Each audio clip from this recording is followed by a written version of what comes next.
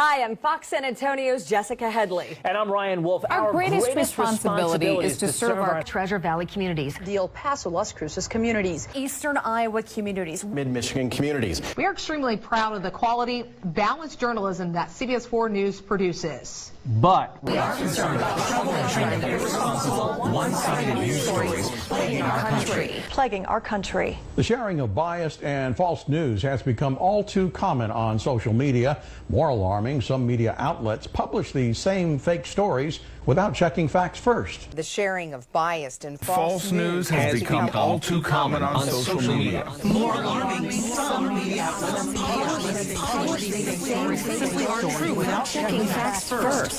Unfortunately, some members of the media use their platforms to push their own personal bias and agenda to control exactly what people think. And this is extremely dangerous to our democracy. This is extremely dangerous to our democracy. This is extremely dangerous to our democracy. This is extremely dangerous to our democracy. This is extremely dangerous to our democracy. This is extremely dangerous to our democracy. Dangerous. Extremely dangerous to our democracy. Extremely dangerous to our democracy.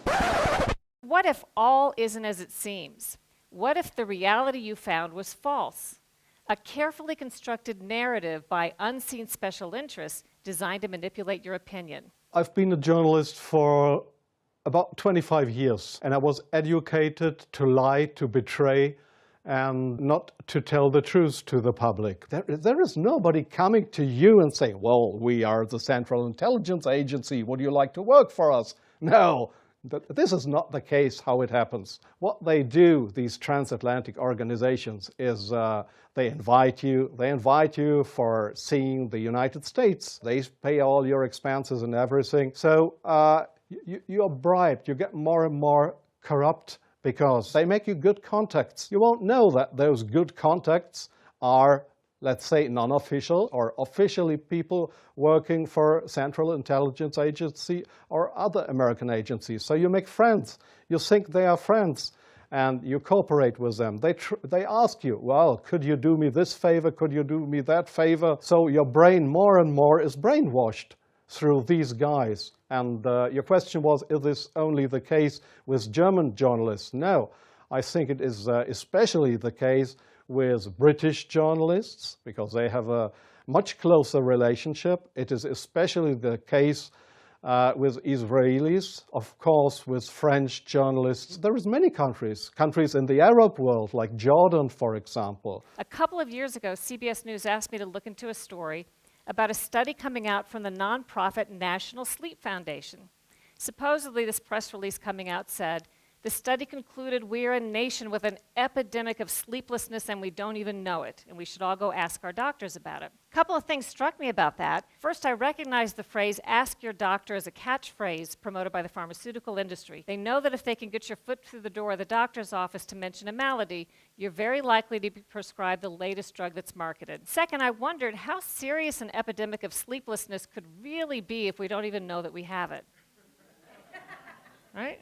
It didn't take long for me to do a little research and discover that the National Sleep Foundation nonprofit and the study, which was actually a survey, not a study, were sponsored in part by a new drug that was about to be launched onto the market called Lunesta, a sleeping pill. I reported the study as CBS News asked, but of course I disclosed the sponsorship behind the nonprofit and the survey so that viewers could weigh the information accordingly. All the other news media reported the same survey directly off the press release as written without digging past the superficial.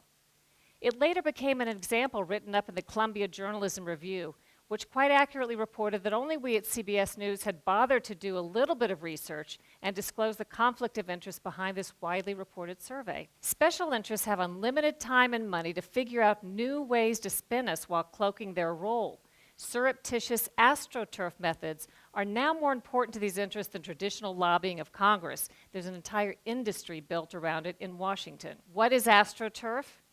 It's a perversion of grassroots, as in fake grassroots.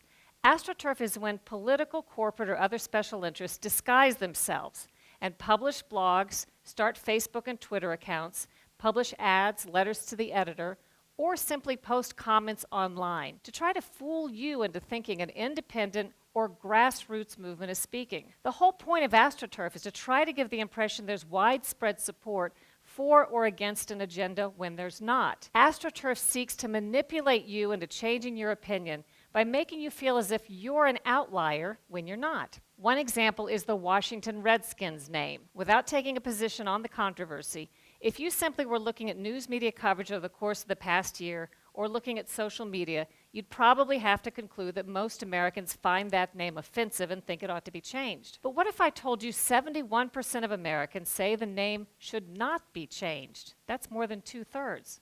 AstroTurfers seek to controversialize those who disagree with them. They attack news organizations that publish stories they don't like, whistleblowers who tell the truth, politicians who dare to ask the tough questions, and journalists who have the audacity to report on all of it. Sometimes the intelligence agencies, they come to your office and want you to write an article. The German Foreign Intelligence, Bundesnachrichtendienst, they wanted me to write an article about Libya and about Colonel Muammar Gaddafi. They gave me all these secret informations, and they just wanted me to write, to sign the article with my name. I did that. It was a story that was printed worldwide 2 days later. But I had no information on that. It was the intelligence agency. So do you really think that this is journalism? Intelligence agencies writing articles? You have meddled with the primal forces of nature, Mr. Beale, and I won't have it.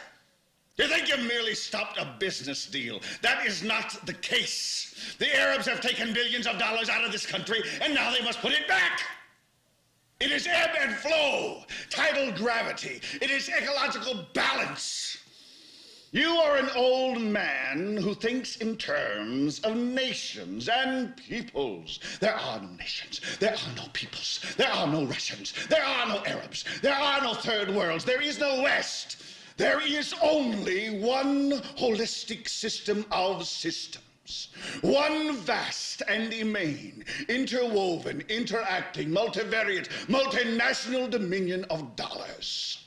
Petrodollars, electrodollars, multi-dollars, Reichmarks, Rins, rubles, pounds, and shekels. It is the international system of currency which determines the totality of life on this planet.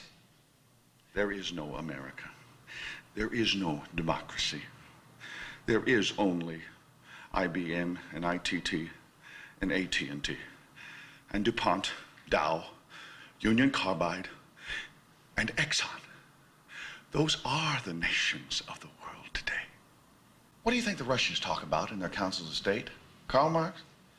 They get out their linear programming charts, statistical decision theories, Minimax solutions, and compute the price-cost probabilities of their transactions and investments, just like we do. We no longer live in a world of nations and ideologies, Mr. Beale. The world is a college of corporations, inexorably determined by the immutable bylaws of business. The world is a business, Mr. Beale. Hell no! What kind of shit is that?